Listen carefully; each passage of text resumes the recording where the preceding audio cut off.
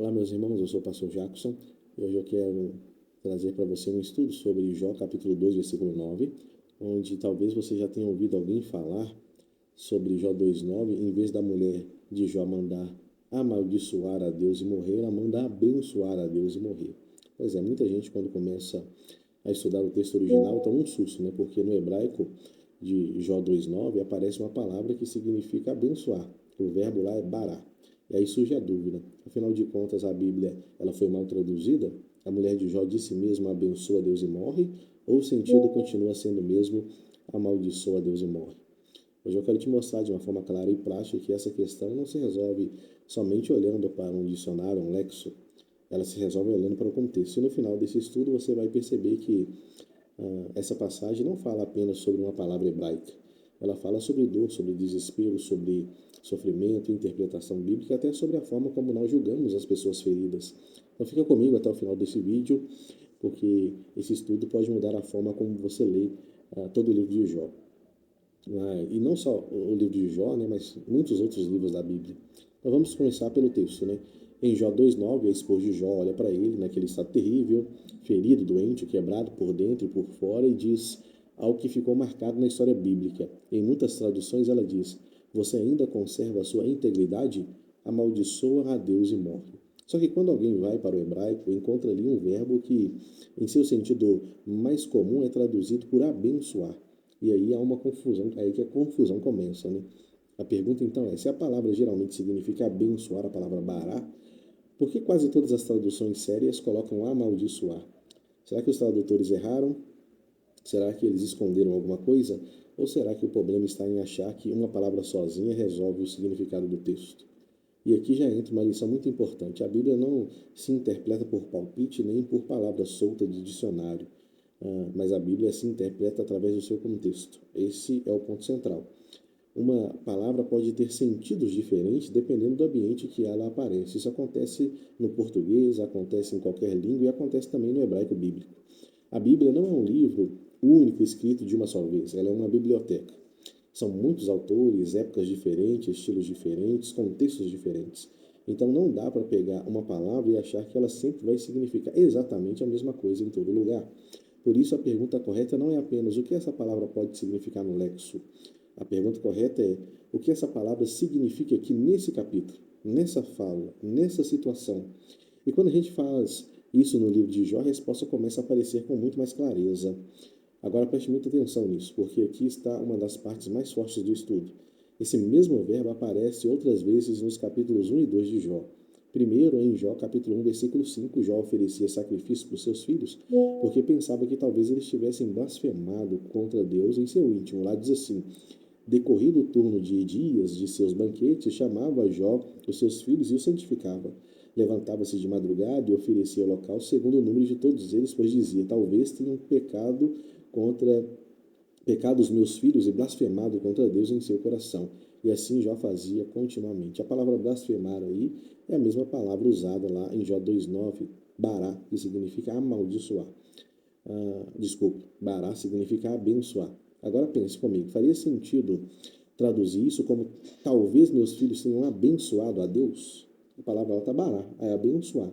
Mas faria sentido Jó estar colocando sacrifício a Deus pelos filhos dele abençoar a Deus? Claro que não, o sentido do texto exige uma ideia contrária, uma ideia que os filhos talvez pudessem amaldiçoar a Deus, blasfemar contra Deus.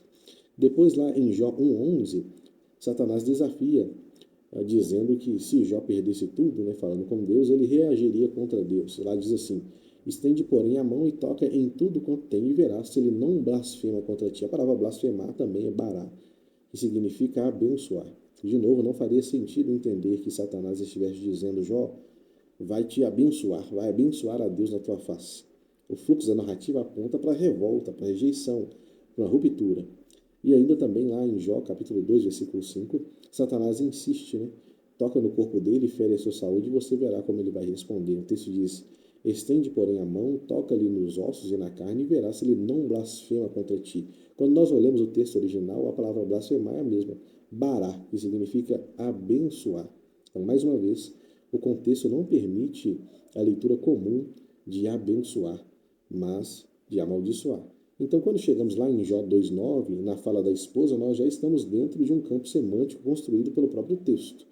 Não é uma palavra largada no vazio, é uma palavra dentro de uma narrativa que está tratando de alguém que se volta contra Deus em meio ao sofrimento. Ou seja, o contexto é de que o contexto é que manda no sentido, né? E aqui entra uma explicação muito interessante. Os estudiosos, eles observavam que em alguns contextos o hebraico bíblico usa formas indiretas ou irreverentes para tratar de alguma coisa muito pesada relacionada a Deus. Os antigos hebreus, por exemplo, inclusive copiando textos sagrados, os antigos autores da Bíblia, eles tinham tal respeito e tal consideração e atitude de honra para com Deus, que às vezes eles tinham uma atitude de ver uma certa situação e tomar um cuidado especial de lidar com isso. Por exemplo, em 18 ocorrências na Bíblia hebraica aparece uma coisa chamada tikkun soferim. Quando o escriba lhe diz, olha aqui no texto, está assim, mas eu acho que deveria ser assim. Ou seja, por exemplo, quando diz lá o texto em Gênesis que o Senhor permaneceu diante de Abraão, o copista ele colocou ali uma soreta do lado. Olha, eu acho que o texto deveria ser assim. Em vez de Deus permanecer diante de Abraão, Abraão é que deve permanecer diante do Senhor. Ou seja, pela importância, é claro, a grandiosidade de Deus, então eles faziam essas observações com todo esse sentido de honra, de respeito profundo, né? Diferentemente de nós, né, que chamamos Deus de você em algumas músicas, os hebreus eles respeitavam muito a Deus. Então, o que os estudiosos explicam é o seguinte, é que em vez de escrever diretamente a frase amaldiçoa Deus e morre, que seria pesado demais colocar a palavra amaldiçoar, qualau, né, que é a palavra em hebraico, do lado de Deus, colocar amaldiçoar de lado de Deus, eles ficavam com medo, com receio de uma atitude de blasfêmia contra Deus. Eles então criaram esse artifício literário que nós chamamos de eufemismo, né? Trocando a palavra para barar, para abençoar, com um sentido literal de abençoar, que na verdade tinha um sentido oposto, por isso que é um eufemismo, né? Tem um sentido oposto de amaldiçoar, mas eles não querem escrever a palavra amaldiçoar perto da palavra Deus. Então, eles colocam abençoar ali, a palavra bará, usando ela no sentido contrário, né? Um eufemismo querendo mostrar que é amaldiçoar mesmo, mas eles não querem escrever a palavra amaldiçoar. Então, a ideia no texto é exatamente amaldiçoar. Tanto é que no capítulo 3, quando Jó vai amaldiçoar o dia do seu nascimento por causa de toda a situação que ele está enfrentando, ali o verbo é calau, que significa amaldiçoar mesmo, porque ali não tem impedimento para isso, não precisa colocar bem, porque não tem a palavra Deus depois. Então ele está falando da vida de Jó. Então ele já usa o verbo em hebraico que é calau, que significa amaldiçoar. Então, capítulo 3, a palavra, quando ele fala que Jó amaldiçoou o dia do seu nascimento, a palavra é amaldiçoar mesmo, a palavra correta, calau.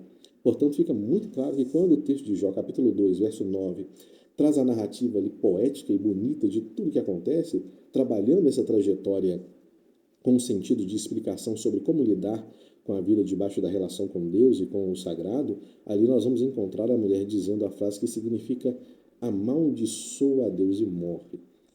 No original ali está escrito bará, mas é um eufemismo. Ali ela quer dizer verdadeiramente amaldiçoa a Deus e morre. Em outras palavras, em vez de colocar uma expressão escandalosamente ofensiva de forma direta, o texto recorre a esse recurso literário chamado eufemismo e como se houvesse certo cuidado, certa reverência em não escrever de forma mais dura possível uma frase envolvendo Deus e blasfêmia. Isso não é estranho. A linguagem humana faz esse tipo de coisa o tempo todo. Eu vou dar algum exemplo aqui, um exemplo muito simples. Quando alguém vai fazer uma coisa errada, vai para um lugar fazer uma coisa errada, você fala para ela, não faz isso, não faça isso, e você acaba estressando, a pessoa fala que vai continuar, está naquele mesmo sentido de querer continuar fazendo a coisa errada, a mãe fala muito isso, né? Então vai lá e faz para você ver, a vida é sua, vai lá e faz. Você não está incentivando, você perdeu a calma, a paciência com aquela pessoa, você não está incentivando ele a fazer, mas você está divertindo. Ou seja, a frase ao pé da letra, quando a sua, vai lá e faz. Faz do jeito que você quiser. Quando nós olhamos ao pé da letra, parece um uso real, que comunica, vai lá, mas isso comunica outra coisa, porque nós já perdemos a paciência, né? E quando nós perdemos a paciência, vai lá e faz. Não é que nós estamos incentivando ele a fazer. Na verdade, nós estamos usando um tipo de eufemismo falando que para ele não fazer isso. é o uso mais real, né? Comunicando outra coisa. Então o verbo ali, embora em muitos contextos seja abençoar, naquele ponto funciona com um valor oposto, por causa do contexto e por causa do seu recurso literário. Por isso a tradução amaldiçoa Deus e morre continua sendo a melhor forma de transmitir o sentido da fala. Agora vem uma parte muito importante. Quando nós lemos amaldiçoa a Deus, algumas pessoas imaginam logo a mulher de Jó como uma figura quase demoníaca, como se ela estivesse mandando Jó xingar a Deus de uma forma descontrolada, e alguns chegam a dizer que ela é enviada de Satanás. Talvez seja complicado dizer isso aqui, mas quem enviou Satanás foi o próprio Deus, né? Que é difícil dizer isso na mesma palavra. Deus envia Satanás, né? Ou seja, eu já preguei muito isso no passado, antes de entender completamente esse texto, né? É comum da gente falar que a mulher de Jó é uma enviada de Satanás que está lá para mandar o seu marido amaldiçoar a Deus, né? Xingar a Deus, né? Mas talvez essa ideia seja mais profunda e mais humana do que isso. A fala dela parece expressar algo assim, ó, no real do texto hebraico. Reconheça, Jó, de uma vez que essa relação chegou ao limite, a relação com Deus. Pare de insistir, pare de sustentar essa sua integridade no meio dessa dor e expresse a sua ruptura. Desista.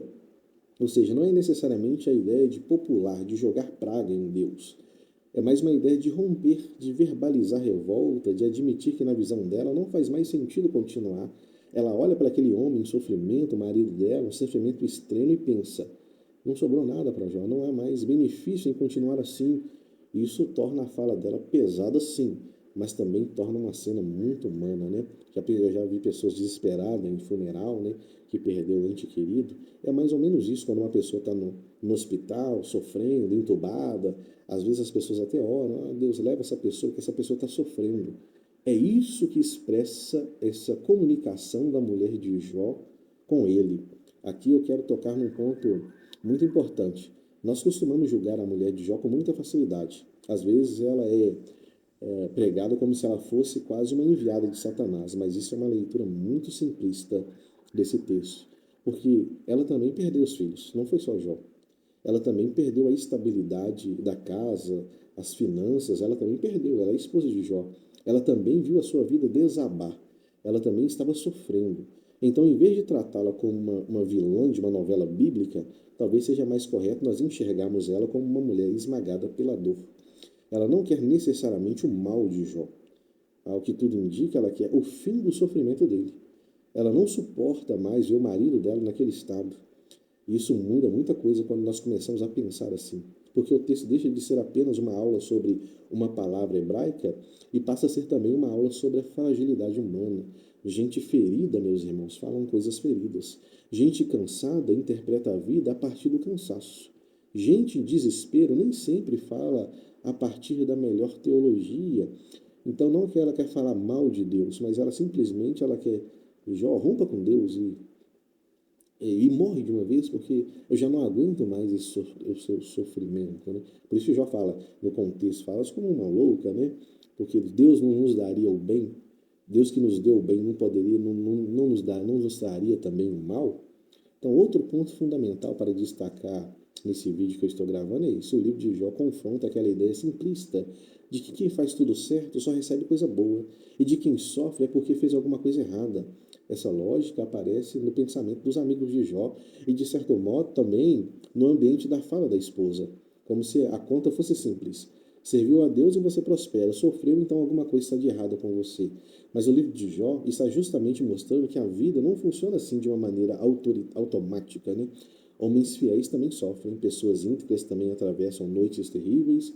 Nem toda dor é castigo direto e nem toda perda é sinal de rejeição divina. Essa é uma mensagem urgente para os nossos dias. Então, o que esse texto ensina para a nossa vida hoje? Primeiro, nunca interprete a Bíblia como uma palavra isolada. Olhe o contexto.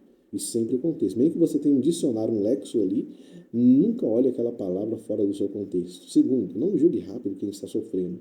Quem está em dor profunda pode falar de um modo confuso, cansado e até revoltado. Vendo uma pessoa sofrer, a gente mesmo fala: Senhor, o Senhor poderia levar essa pessoa aí porque ela está sofrendo demais, né? É o olhar que nós devemos olhar para a mulher de Jó. Terceiro, não transforme a dor do outro em um tribunal. A mulher de Jó também precisava da misericórdia de Deus. Quarta coisa, a fidelidade de Deus não é seguro contra sofrimento. Jó era um homem íntegro e ainda assim sofreu profundamente. Quinto, o sofrimento também não cabe em explicações apressadas.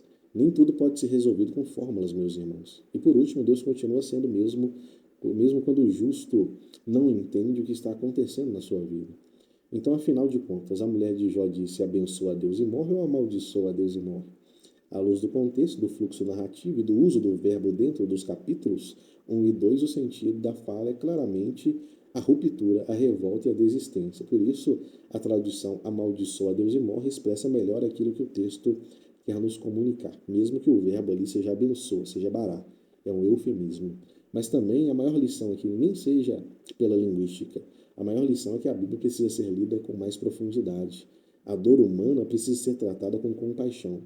E pessoas feridas não devem ser julgadas com pressa.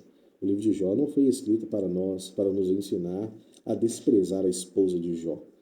Foi escrito para nos ensinar que o sofrimento é mais complexo do que as formas religiosas costumam admitir. E no fim de tudo fica também um detalhe bonito. É bem provável que quando Jó foi restaurado, tenha sido essa mesma mulher que participou das bênçãos, da continuação da vida e da geração dos filhos depois da restauração de Jó. O texto diz assim, no finalizando o livro de Jó: mudou o Senhor a sorte de Jó quando este orava pelos seus amigos. E o Senhor deu-lhe em dobro tudo quanto antes possuía. Não só ele, mas a esposa dele também. Então vieram a ele todos os seus irmãos e todas as suas irmãs, e todos quanto dantes o conheceram e comeram com ele na sua casa e se condoeram dele e o consolaram de todo o mal que o Senhor lhe havia enviado. Olha, o próprio Deus que envia Satanás. Cada um lhe deu dinheiro e um anel de ouro. Os irmãos e irmãs de Jó e os amigos começaram a dar dinheiro e anel de ouro para ele. E assim, através dos amigos de Jó, diz o versículo 12, abençoou o Senhor o último estado de Jó mais do que o primeiro, porque veio a ter 14.000 ovelhas, 6.000 camelos, 1.000 juntas de boi e 1.000 jumentos. Através dos amigos que doou para ele, ele ficou rico de novo. Também teve outros 7 filhos e 3 filhos. A Bíblia não fala que Jó, então, chegou outra esposa e ele casou com outra mulher, não. Simplesmente que ele foi abençoado, ou seja, seus irmãos e irmãs e amigos abençoou a sua casa, a esposa dele estava ali, foi abençoada também, e ele teve outros filhos com essa mesma esposa. Chamou o nome da primeira Gemina, da outra Quez e da terceira Queren-Apuc. Em toda aquela terra não se achavam mulheres tão formosas como as filhas de Jó, e seu pai lhe deu herança entre seus irmãos. E depois disso viveu Jó 140 anos e viu seus filhos, os filhos de seus filhos até a 4ª geração. Então morreu Jó velho e farto de dias, né? Então veja bem, a Bíblia não introduz uma nova esposa. É essa mesma esposa dele que tem filhos que participam dessa bênção, né? Ou seja, na frase dita no auge da dor, não precisa ser sentença final da história de uma pessoa. Aquela mulher estava sofrendo, por isso ela diz, ela quer que Jó rompa com Deus para ver se ele morresse de uma vez. Então fala de uma pessoa que estava sentindo muita dor por ver o marido daquele jeito, né? Que também estava sofrendo pela perda dos seus bens, que também estava sofrendo pela perda dos seus filhos. Se esse conteúdo te ajudou, meu irmão, compartilhe com alguém que ama estudar a Bíblia com seriedade, assim como eu. E lembre-se, texto bíblico sem contexto vira pretexto. Mas texto bíblico lido com reverência produz vida e entendimento e maturidade. Espero que você tenha um novo pensamento aí sobre a mulher de Jó. Assim como nós também somos pessoas muitas vezes feridas. Que Deus abençoe a sua vida.